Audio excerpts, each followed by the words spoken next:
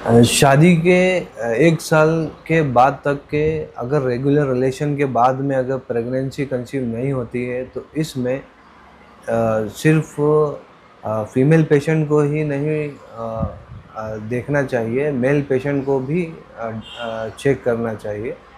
हैरानी की बात यह है कि लगभग 40 से 50%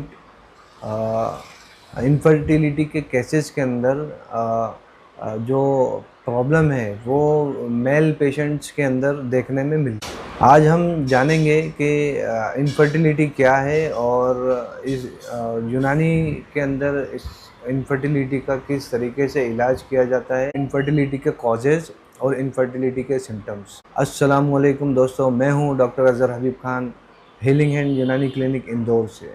आज हम बात करेंगे मेल इनफर्टिलिटी के बारे में और ये जानेंगे कि किन किन वजहों से मेल इनफर्टिलिटी का प्रॉब्लम आता है और स्पर्म की क्वालिटी और क्वांटिटी किस तरह से कम होती है। मेल इनफर्टिलिटी का मतलब है कि जो स्पर्म है उनकी क्वालिटी या क्वांटिटी या मूवमेंट के अंदर किसी तरह की कोई कमी या प्रॉब्लम या डिफेक्ट देखने को मिलता है, जिसकी वजह से मेल इनफर्टिलिटी का प्रॉब्लम पेशेंट को।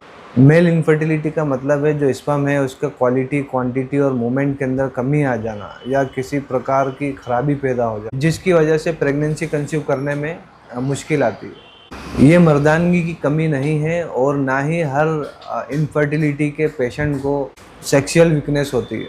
अब बात कर लेते हैं हम इसके कॉजेज।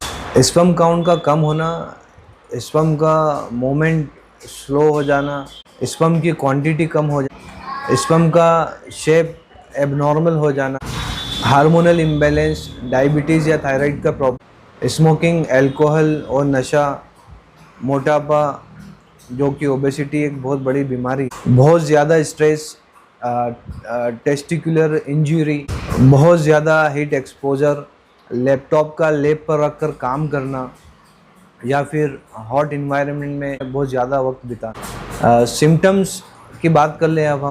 सबसे पहला टेस्ट होता है सीमन एनालिसिस, जिसके अंदर हम स्पर्म की क्वालिटी, क्वांटिटी, उसकी मार्फोलॉजी चेक करते हैं।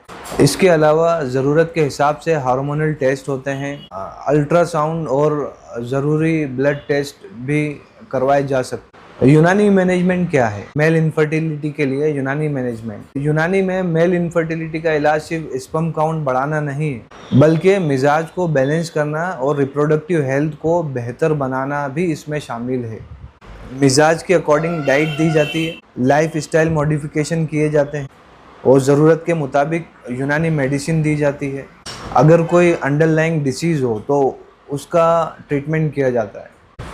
हर पेशेंट का ट्रीटमेंट अलग होता है, इसीलिए विदाउट कंसल्टेशन किसी भी तरह की दवाई लेना ठीक नहीं है।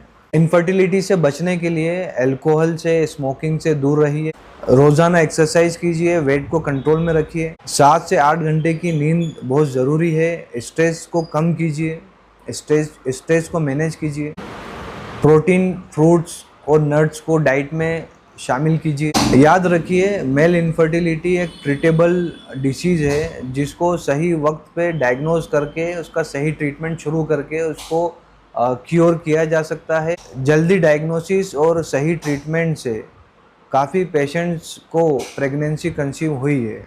अगर आपको ये वीडियो इन्फॉर्मेटिव लगा हो तो इसको शेयर कीजिए, चैनल को सब्सक्राइब कीजिए और हेल्थ से जुड़े हुए ऑथेंटिक वीडियो के लिए हमारे साथ जुड़े रहिए। अस्सलाम वालेकुम।